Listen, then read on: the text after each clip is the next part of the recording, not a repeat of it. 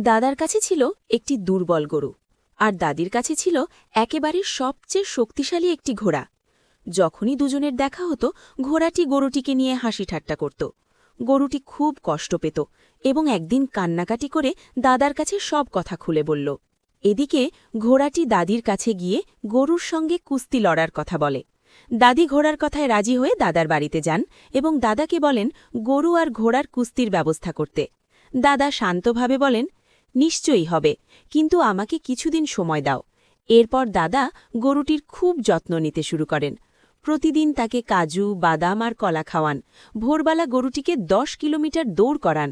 পাশাপাশি গরুটি নিয়মিত জিম করে নিজের শরীর লোহার মতো শক্ত করে তোলে। কিছুদিন পর সেই দুর্বল গরু আর দুর্বল নেই, সে কুস্তির জন্য পুরোপুরি প্রস্তুত। একদিন দাদা গর্বের সাথে বুক ফুলিয়ে দাদির বাড়িতে যান এবং বলেন, তোমার ঘোড়াকে ডাকো, আমার গরু কুস্তির জন্য প্রস্তুত। দুজনকেই এক মাঠে আনা হয়। গরুটি ছিল পুরো জোশে ভরা। কুস্তি শুরু হতেই হঠাৎ ঘোড়াটি গরুটিকে তুলে মাটিতে আছাড় মারে। এই দৃশ্য দেখে দাদা কাঁদতে থাকেন, কারণ তোমরা ভিডিওতে লাইক করনি। গরুটিকে আরেকটা সুযোগ দিতে চাইলে লাইক করো, সাবস্ক্রাইব করো